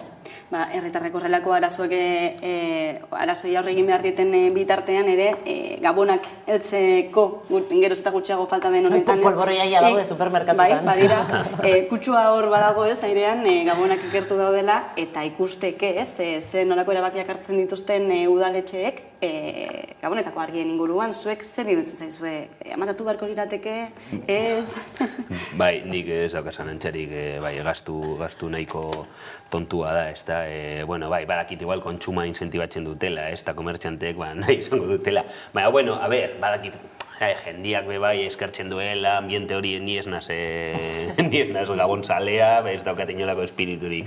Baina, bueno, ulertzen dut, ez? Baina jarri gabonak diren 2 asteetan, ez da, ez jarri 2 hilabetetan zehar, kriston gastua da, ez da sostengarria inola ere, eta diru hori beste gauza garrantzitsu eta inbertitu daiteke, ez da. Nik argi daukat, eta gainera estetikoki oso itxusiak iruditzen zaizu. Oso itxusiak, bueno, azken boladan bai jarri dute, modernuagoak hainbat lekuetan, eta oso politak, baina egia da badela energia aldetik ez daukat zentzurik. Nik uste dut egingo dutena da murriztu, baina ez dituzte kenduko, eta jarriko dute seguramente hiriaren erdialdean. Ez? Eta auzoetara ez dute eramango. Hori bai justua da. Hori esatera dijo, ez? Orduan igual bai pentsatu behar da, egia da, Miguel, zu eta biok ez garela bat gabon zaleak, baina oro har jendeari gustatzen zaizkio gabonak, eta espiritu hori ere badago, eta orduan nik bai uste pentsatu beharko zan beste modu bat espiritu hori elikatzeko edo ez, baina ez energia hain modu horrela jaten duten, ez dakit, ez? Hori da, gabonak bakarrik direla hori, dekorazio hori, eta ergiak, eta ez, hauna bai, beste gauzaria, ez da familiakin elkartxa, zenidekin lagunekin, hori da, benetako espiritua, eta ez argiak. Bai, zuzen ere, energia gora eta bera, mahai gainean dagoen, nahi gainean dago energia autokontsumoa. Plaka fotovoltaikoak izango lirateke, hori aurrera eramateko biderik errazena, kotxen artean izan ere inbertsioa egin beharrekoa milaka eurokoa da. Ikusiko ditugu, xehetasun guztiak udane arbeak bildu dituelako. Urriaren 17 hau pobreziaren aurkako nazioarteko eguna dugu, eta une honetan bizi dugun energia krisiarekin uste baino lotura handiagoa du. Azken hilabeteotan prezioak izugarri igo dira, elikagaiak, erregaiak, argindarra, lehentasunezkotza ditugun horien guztien kostuek goruntz egin dute. Egoera honi aurre egin ezin diotenak ez dira gutxi. Gipuzkoan Tolosaldea garatzen agentziak eskualdeko pobrezia energetikoaren diagnostikoa egin du, Gipuzkoako Foru Aldundiaren eskutik. Datuen arabera Tolosaldean 3.160 etxe bizitzak alegia eskualdeko etxen 16%ik pobrezia erlatiba jasaten dute, eta 997 etxe bizitzak 5%ek pobrezia larria. Hau da 4.000 etxe bizitza baino gehiagotan eskualdeko 5 etxe bizitzatik batean pobrezia energetikoa hauteman da, modu batera edo bestera. Tolosaldeako zifrak horiek badira pentsa nolakoak izango diren Euskal Herri osoko datuak. Energiaren egoera honi aurre egin ezin da, agintariek zenbait diru laguntza dituzte indarrean. Frantziar estatuaren kasuan, erregaien prezioa merketzeko laguntza litroko 30 zentimokoa azaro erdira arte luzatuko dute, eta hori ale Ipar Euskal Herrian ere eragina izango du. Egoera amesgaiztotza dute askorek, horren isla Total Energies enpresako langileak esaterako, soldata egoeraren aldeko greban daude murgilduta. Totalek 10 miliar euro urtero irabazten du, eta diru hori banatzen du akziodunei gehien bat, ikerketan pixka bat, baina gero langileentzat ez dute dituzte dirusariak egoarazi nahi behar den bezala, Inflazioa goia jotzen elikagaiak eta argindarra geroz eta garestiago soldatak horren tamainan igo behar direla aldarrikatu du Dufauk. Beraz soldatak langile guztiei igoarazteko mugimendua sortu behar dela. Ildo horretan astearte honetarako sektore guztietan elkartasunerako greba deitu dute, tartean Ipar Euskal Herrian. CGT sindikatuko Peio Dufauk argi du borroka hori aurrekari izango dela inflazio altuaren aurrean langile soldata igotzeko. Energia autokontsumoa bultzatzeko ere Eusko Legebiltzarra aztertzen ari da, obra lizentziak eskatu behar izatea tramite horiek arintzeko eta horixe bultzatzeko hain zuzen ere gaurkoan ere izan dugu gurean Aitor Urresti, EHUko irakaslea eta energia berriztagarrietan aditua dena eta berak azaldu digu, zenolako onurak ekarritzakeen etxean bertan plaka fotovoltaikoak ezartzeak. Zen une honetan autokontsumo bat jarri eskero, une honetan merkatu elektrikoak dauzkan prezioak kontutan hartuta, gure panel fotovoltaikoak sortzen duteneko energia asko zen merkeagoa izango da. Orduan hortze onura ekonomiko garrantzitsu bat sortzen da, baina haratago baita ere energia berriztagarriekiko bultzada bat suposatzen du, gero eta energia berriztagarri gehiago sortzen den heinean, erregai fosil gutxiago erreko dira eta beraz baita ere klima aldaketaren borroka honetan onura garrantzitsua sortzen dira eta baita ere burujabetza energetikoan aurrera pausu garrantzitsua suposatzen du. Hiru ardatze izango lituzke alde batetik faktura murrizketa ekarriko lukeelako trantsizio energetikorako bultzada eta baita ere burujabetza energetikoaren alduntze hori, handicap bat dena den izan daiteke prezioarena, inbertsioa handia delako. Eske hori da batez ere oztopo nagusia, nire oso ondo iruditzen zait proposamen hau tramiteak eta burokrazia erraztea eta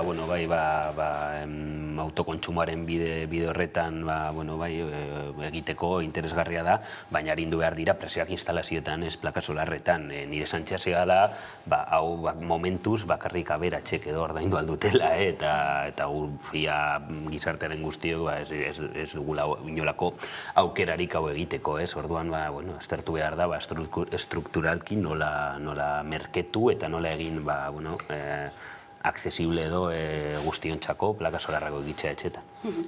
Transizio ekologiko horren inguruan hitz egiten dugunen egia da, konpromisoa eta gure sentsazioak eta guk egin nahi duguna oso ondo dagoela, baina gero hori diru bat suposatzen du, eta nik arintzea baino nik bai esango nuke guztiz finanziatu behar dela, transizio ekologikoaren aldeko apustua egiten badugu, finantziazioa osoa izan behar da, eta ez bakarrikan plaketan, etxe bizitzak oroar prestatu behar dira, zenbat etxe bizitza dakaten leiho txarrak, ate oso zaharrak zeinetan aire guztia eta bero guztia juten da, eta hori aldatzeko, nik saiatu naiz adibidez aldatzen, eta dirua da, naiz eta ez izan plakak bezain beste, baina dirua da, eta etxe askotan ezin da, orduan, nik ustez finantzak eta publikoa izatea, rentaren arabera ezinbestekoa dela ere, transizio ekologiko hau egiterako momentuan demokratzailea izateko eta benetan transizio hau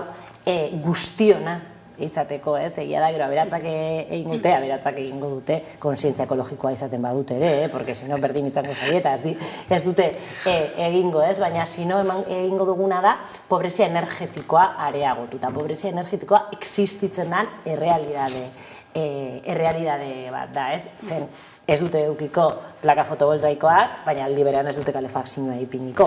Alegia, hotza pasatuko dute, berdintzait, zer ereduekin, eta hori da justuki horri aurre egin behar zaiona, ez? Adibidez, zuk etxe bizitza batean egon gailu bat jartzeko, laguntza nahiko interesgarriak dauz, gaur egun, orduan zergatik ez da egiten eredu, antzeko eredu bat, plaka fotovoltaik egin eta lehiokin eta horrelako erreformekin, nik uste dut hori izan behar dela bidea, ez finantzazio publikoa, osoa, nik oso zaila ikusten dut zurine. Nik desirak esan ditut. Baina, partekatu bat, ez finantzazio partekatu bat, da bidea bai. Argindarraren fakturazari gara, baita ere aipatu dugu lentxeago ere gazaren fakturari nola aurre egin, eta horri buruz hitz egingo dugu hain zuzen ere, Jantzait, Niko Kuenka barkatu, Niko Kuenka ekonomialariarekin barkatu, eguerdio Niko. Beno, okuk, erabiltzaileen eta kontsumitzaileen elkarteak aipatu du, ezta? Gaz naturala duten kontsumitzaile hortarazpena egin diela, azken baliabideko tarifara jotzeko gomendatzen.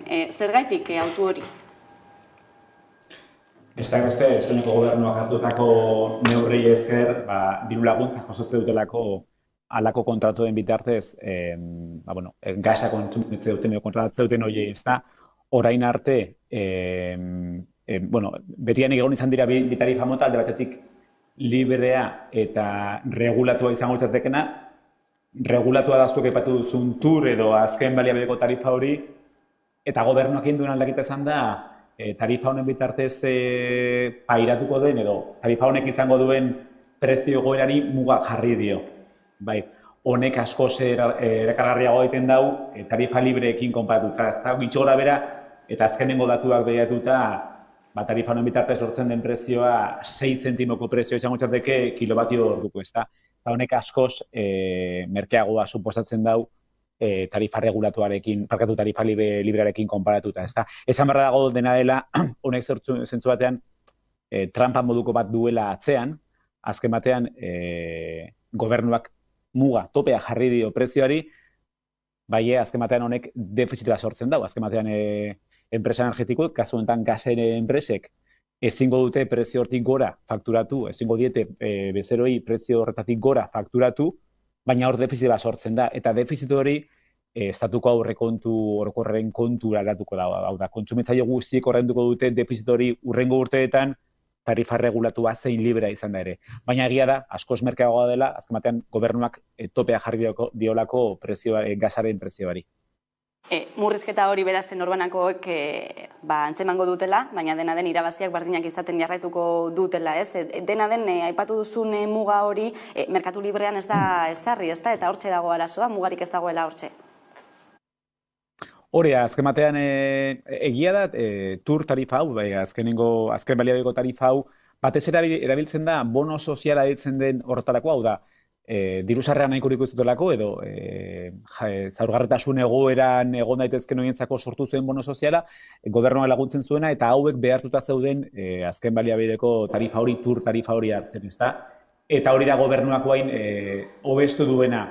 Honek zuk esan bezala, deskonpentsazio bat sortzen du, ze tarifa libra daukatenek ez dute hortik etekinek aterako, ez dira profitatuko horretaz, eta gainera, nahiz tarifa librea izan, etorkizunean bai ordaindu beharko dute prezio reala eta tarifa regulatu honek duen prezioen arteko alde hori, ezta? Hori bere garaian sortu zen bai argindarraren tarifarekin, gaurkoz ere ordaintzen ari gara defizit tarifarioa ditzen den hori, etxera heltzen zaigunean faktura, askotan faktura ulertzeko oso komplikatua dira, baina badago beste apunte bat, beste karga bat defizit tarifarioa edo tarifaren defizita ditzen dana, antzeko oso gertatu daiteke. Momentuz, Espainiako gobernuak esan dau, subentzionatuko duela alde hori, eta horrek esan nahi du, kasu honetan denok ez, baizik eta fakturetan ez dugu gerriko, baina defizit hori estatuko aurrekontu orokorretatik, aurrekontuen kontura jungo denez, denok nore doala ordainduko dugu. Okuk egindako gomendio honen arira, hainbat dira ez, tarifa aldatu nahi dutenak, erreza da, bataetik bestera salto egitea, posible da, eta nola egin daiteke hori? Bai, berez oso erraza da, tramite oso azkarra dira, ari dira, hainbat udalerritan sortzen bezeroi laguntzeko prozedura horiek, ari dira badira teknikariak hogetan laguntze dutenak, aurreko astean ezagutu genuen Irun Tarrenterian sortzen diren prozesu horiek, askotan udal teknikaria dira hortan laguntze dutenak, beste batzutan badira horretarako, hainbat webune informazio nahiko ematu dutenak, baina bere saltua oso erraza da, eta zer gertatzen nahi da, gobernuak azkenengo neurri horiek onartu zituenetik, asko dira tarifa libretik, merkatu libretik erregulatu honetara salto dutenak, eta logikoa da. Eskerrik asko gaurkoan azalpen guzti hauek emateagatik, hurrengo arte. Hurrengo arte, aio bai. Hortxe azalpenak, tarifa batetik bestera salto egitea erreza dela, eta aipatu du, ezta, ere fakturaren gaia.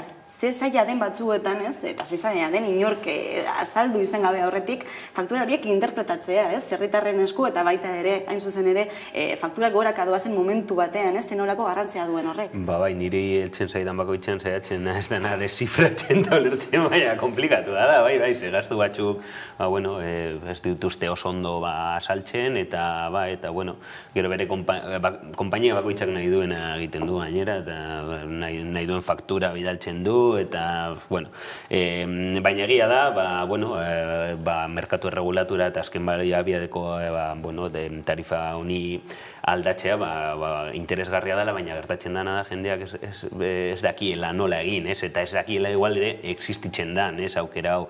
Orduan nik uste dut, informazioa hori helduarazi behar zaiela, ez da, igual instituzioen aldetik ere, bestela komplikatu izango da.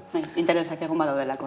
Bai, hori da, azkenean horrelako faktura eta jartzen zuzunen, helburua da ez ulertzea, ez, eta ni pasatzen zait, ulertzen ez duan momentu horretan usten diozu begiratzeari eta usten diozu galdetzeari, eta orduan lortzen dana da justugi, zuretzako bekia hobeagoak diren aldaketak ezbideratzea eta ez egitea. Nik zentzu horretan bai uste informazio instituzionala ezinbestekoa dela, hortarako dago ere zertarako komunikatzen dugu, eta ez bakarrikan honekin, beste hainbat gauzekin, burokrazia guzti hori ulertzeko eta derrigorrezkoa den burokrazia guzti hori aurre egiteko informazioa helarazi behartzaile jendeari, eta ez bakarrikan informazioa baizik eta laguntza prozesuak ere aurre egiteko eta gauzaka aldatzeko.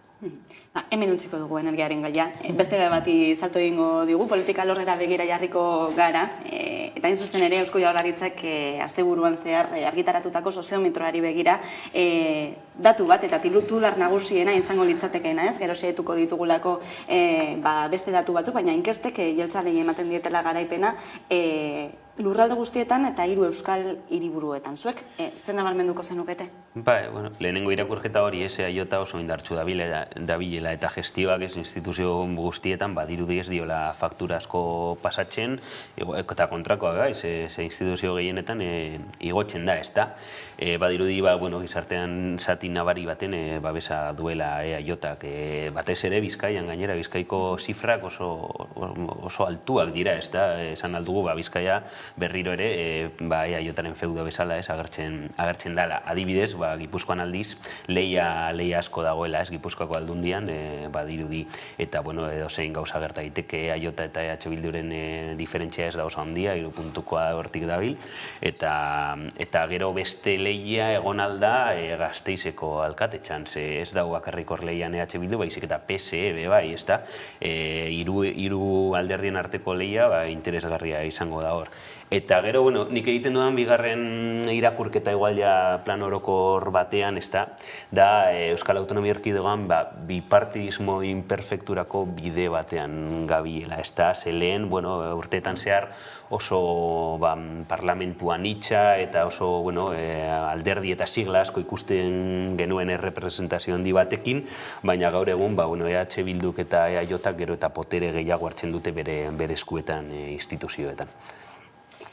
Nik esango nuke lehenengo eta behin inkesta bat dela eta oso urtia sartu behar degula, baina egia da tendentziak markatzen dituela, ez? 3 titular, nik uste Miguelek oso ondo azaldu duela oro har, baina nik emango nituzke titular bat lurralde bakoitzeko, ez? Benetako pugna, uste Gasteizen dagoela, ez? Bipartidismo imperfektu horretan nik uste ez dagoena da Gasteiz, Gasteiz nahiko salbuespena da eta dana gerta daiteke.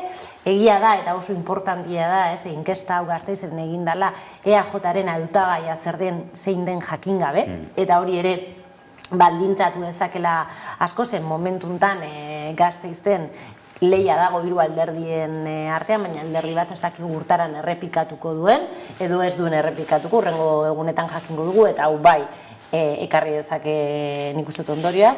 Bizkaian nik esango nuke, egongo dela aholdu nagusi lehenengo emakumea iaia seguro, izango degula, ez? EAJak nik uste ja daukala pista inda Bizkaian, eta hori ekarriko dugu lehenengo ahuldun emakumea. Eta Gipuzkoan, bai, hori da, ez, nik uste dut klabea dagoela Gipuzkoan Donostian baino, eta ikusiko dugu ere AJaren hautagaia nork izango den, oraindik ez dakigu Foru Aldundian, eta egia da Maialen Iriartek. Badakigu emakume bat izango dela, Egibarrek esan zuen. Egibarrek esan zuen emakume bat izango zela, eta guk apustuak egin ditugu, baina oraindik ez dakigu, eta egia da Maialen Iriarte izen bat dakala eta famatua dela eta trajektoria bat dakala eta hori ere bere alde egiten duela, ez? Hala ere oso irekita dago planteamendua. Abstentzio asko ere agertzen zen soziometroan eta nik uste dut ere hori badela, ja tendentzia bat eta azken boladan gertatzen dana, baina pentsatzeko modukoa da ere bai, ez? Bai, guztiz ados hori da datu oso interesgarria, ez? Batxutan igual bigarren maila batean jartzen dugu, baina nire ustez datu klabea da, ez? Arrisku bat da, daukagun sistemarako, ez? Arriskua ez dinote zentsu negatibo batean, zen niri guztiz ulergarria iruditzen zait, momentu honetan jende asko desanparo bat sentitzea instituzioekin eta etxean gelditzea, nik ulertzen dut guztiz, baina zeo zer egin behar da, ez da, horren aurrean, ez? Eta nola lortu jende gehiago implikatzea demokrazian eta demokrazia indartzea, ez da, hori oso debate luze bat da, baina egia da oso adi egon behar garela. Bai, eta egia da, ez da bai da oroar dagoela EAJ eta EH Bilduren artean zer gertatzen de oroar, baina hor daude beste faktore batzuk, nik uste PSeren igoera asko esaten digula, alde batetik PSek lortzen ari delako Elkarrekin Podemos galtzen dituen boska guzti horiek eureganatzea, eta hori ere presentzako oso ondo, baina hortz ere EH Bildu badauke boska poltsa oso handi bat, eta eman aldioena irabazpena Gasteizen edo Gipuzkoan, eta gero Sánchezen efektua ere oso modu nabarmenean ikusten da PSren igoerarekin.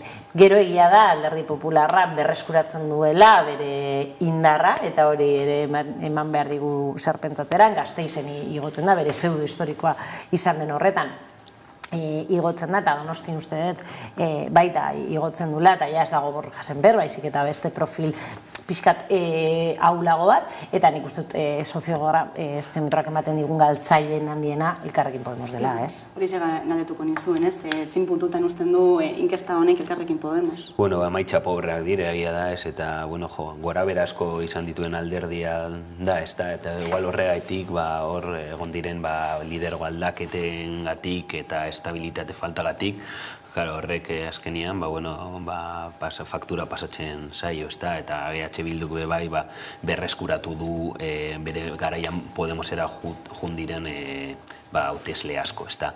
Eta gero Alderdi Popularrari buruz nik esango nuke hor klabe estatala dagoela, ez da. Azkenian sigla estatalekin beti gertatzen da Madrilen eta Espainiako panoraman dagoen egoera bere influentzia esaten duela. Eta zentzu horretan oso klabea ere izango da, noiz diren Espainiako hauteskundeak. Hori ere klabea izango da, ulertzeko, bai municipalak baino lehenago izanen badira izugarri baldintzatuko dute municipalak, inkluso sumarreko kontua osartzen bada ere baldintzatuko du, eta ostekoak badira, igual ez du baldintzatzen modu oso handi batean, baina ja pre-kampaina formato horretan ere egongo gara, eta batez ere hori, nik uste nabarmenduko dela, batez ere Araban, Araban beti baduka marko espainolago bat boskatzeko momentuan. Eta gero nik uste hemen dagoela beste titular bat, oso txikia dena, baina inkesten arabera, Voxek Araban sartuko zen. Eta hori ere nik uste dut ezaguratzoa dela, uste dut 3,8 ematen diola soziometroa, eta hauteskundetan normalean 1,5 behar da sartzeko, Eusko Jaurlaritzarenak eta Foru Aldundiak esan horietan ez da behar, horietan ez da 1,5 behar, baizik eta 3 eta lortuko zuen. Gasteiztik atera sartuko zen, eta badakit titular txikia dela, baina keskatzeko modukoa, ultraeskina egongo zarako ja bi instituzioetan Euskal Herrin. Dena den, jakin behar da ez, 3.300 pertsonari telefonoz egindako inkesta baten oinarritutako datuak direla komentatzen ari garen hauek, zin punturainoko reflejoa edo isla daukate realitatean, ez? Zer uste duzu? Jo, abitxu, nik esango nuke, bueno, ez garela inoiz fidatu behar, baina egia soziometran inkestek askotan nahiko oso gertu egon direla, orduan nik ematen dio sinesgarritasun bat. Gero, bai, bueno, beti dauz faktore asko, variable asko, eta oraindik ere hilabeteak falta dira, hau bakarrik momentu fijo bat, finko baten... Tendentziak markatzen ditu eta egia da, kasu honetan, bai adibidez Gipuzkoan, 3 puntuko diferentziarekin EAJ eta EH Bilduren artean, kanpaina izango da klabea eta kanpainan zenolako diskurtsoak eta kanpainan zer gertatzen den ikusita, alde batera jungo da edo bestera, baina bai markatzen ditu tendentziak eta nik uste alderdiak momentu honetan soziometroa irakurri behar dutela oso modu atenton eta bere estrategia politikoa eta bere komunikazio politikoa bideratu behar dituztela hau kontuan izan da, zen batzutan alderdiak oroar inkestak bere alde egiten ez dutenean, pasatzen dute, inkestak dira eta manipulatuak dare, baina, bueno, nik uste beti irakurri behar dira, ointze hortan ere, atera da, CISA Espainiara begira, eta nik uste dut irakurri behar direla, bueno, inkestak direla jakin da, baina, bueno. Tartea egongo litzateke hauteskundeetara begira, ez? Tendentzia hauek aldatzeko zer uste duzu? Bai, badago, urte erdi da, ez? Orduan, urte erdi politikan mundua da, orduan gauza asko, gerta daitezke. Hombre, badauz, instituzio batzuk, bueno, oso argi ikusten esan dugu Bizkaiako Foru Aldundia edo Bilbo adibidez hor oso zai esango zen benetako lehia ez egotea, baina beste batzutan, bai. Bai, eta nik uste horren alderdiak egin behar dutela da bere estrategia korto plazon erabaki, ez, adibidez, hau ikusita, adibidez, EH Bildu hartuko du erabakia, negoziatzea edo konfrontazioa. Hori esango digu, Gipuzkoan zer gertatzen den, Araban zer gertatzen den, alderdi popularra nori kendu nahi dio boskak. EAJ-ari, orduan, EAJ-arekin zenolako harremana eduki behar du. PSek ikusita nola dagoen, zenolako protagonismoa eduki nahi du hurrengo hilabetetan ikusita gora da doala, orduan izan nahi du EAJ-aren makulua edo nahi du entidade propio eta protagonismo propio bat eduki, orduan. Nik uste inkestak igual ez digutela esaten benetako maitasun izango den, baina bai jartzen die alderdiei urrengo estrategiak eta taktika zeintzuk izan behar diren diseinatzen, ez? Eta herritarren aldetik uste duzu ere baldintzatzen dutela, boska? Baldintzatu dezakete boskak horrelako inkestek? Nik uste herritarrek ez dutela inkestak irakurtzen oroar, kafeteroak izaten dira nino baino. Ja, asko, bai. Igual jende kafeteroetan eta gustatzen zaiona politika, igual bai, estaz, igual zuk esango, irakurtzen badituzu, igual, esaten duzu, eske alderdi txiki bati boto amatea, ez zait konbeni, segero ez dute representazioa izango, eta hobeto emango diot beste bati. Bueno, baina ez dut uste. Nik uste herritarrei oroar gehiago egiten diela, ondorio gehiago kala zer gertatzen ari den herrian eta zer gertatzen ari den gizartean, eta gero hori nola hartzen duten alderdi bakoitzak bere diskurtsoan eta bere programan nola islatzen dan, nik uste hori intzidentzia gehiago daukala inkestak baino. Nik uste inkestak irakurtzen ditugula kasetariok, politikariok, eta asko hitz egiten dugula mediotan, baina jendea oroar beste preokupazio batzuk ditu. Eta gero ere, ohitura animalia garela, ez da. Hau da, gizarteren zati garrantzitsu batek ez du bere botoa aldatu, inoiz bere bizitzan, igual zirkunstantzia espezial batzuetan. Baina, bueno, hombre, badauz, gizartean, zati bat, igual aldatu alduela sigla baten eta beste baten artean bere espektro ideologikoan. Baina gehienek esango nuke beti azkenian sigla berdinetara jotzen dutela eta papeleta berdinetara, orduan horrek bai tradizioak pisu handia du. Euskal Herrian gainera. Tradizioko herria garela.